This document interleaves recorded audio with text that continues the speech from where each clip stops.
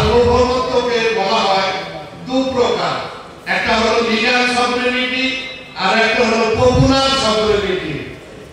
Legal সভরেনিটি হলো আইনে বৈধ কিন্তু জনগণের কাছে অবৈধ, আর পপুলার সভরেনিটি হলো জনগণের কাছে বৈধ কিন্তু আইনে অবৈধ।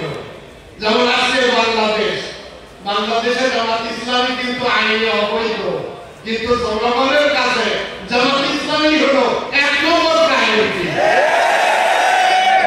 আর আওয়ামী লীগ আইনে বৈধ, আওয়ামী লীগকে এখনো সরকার অবৈধ করেনি কিন্তু জনগণের কাছে আওয়ামী লীগ 100%। প্রিয় ভাই সাহেব, ইসলামী ছাত্র শিবিরের নেতা এবং কর্মীদের প্রত্যেককে এক একটা জীবন, এক একটা ইতিহাস, নেতারা ইতিহাস বর্ণনা করলেন। আমাদের কর্মী সাথী সদস্য ভাইদের প্রতিটা জীবনই এক একটা ইতিহাস।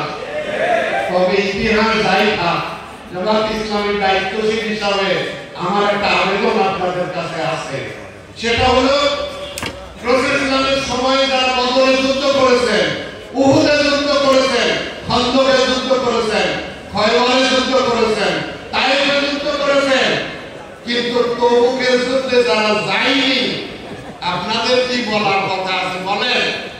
সূরা তাওবাতে কাব বিন মালিক, হিলাল বিন উমাইয়া, মুরার ইবনে উবাই, তিনজন সাহাবা বদর, উহুদ, খন্দকে ছিল, খালি তবুকে যায়নি। তাদের কি অপরাধ হয়নি? আমি আপনাদের কাছে বিনয়ের সাথে বলতে চাই, অতীত ইতিহাস যাই থাক, এখন আপনার পরিচয় কি? আপনি কি রোপণ হয়েছেন? এই আর একটু পিছে দেন, আর একটু পিছান।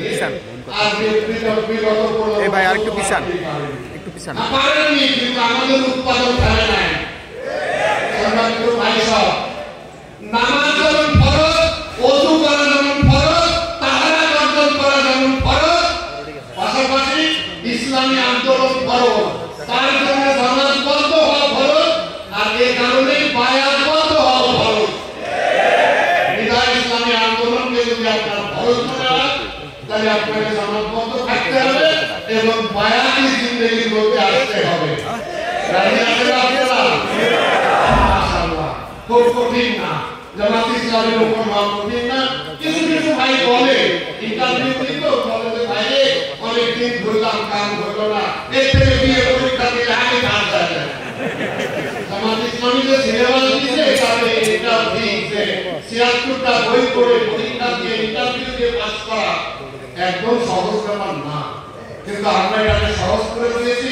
শিবিরের যারা কর্মী সাথী সদস্য আপনারা আসেন, আমরা জামাত ইসলামের উপর বানিয়ে নেব আপনাদেরকে, কেউ পিছিয়ে থাকবেন না। আমাদের ভাইরা যে সংগ্রামী বক্তৃতা দিয়েছেন তার লক্ষ্য একটাই যে আমাদের সবাইকে জামাত ইসলামের উপর হয়ে মাঠে দায়িত্ব পালন করতে হবে। সবাই রাজি আছে? আর আমার নিজেরও আপনাদের এই সম্মেলনে এসে আমার ৩৫ বছর বয়স কমে গেছে।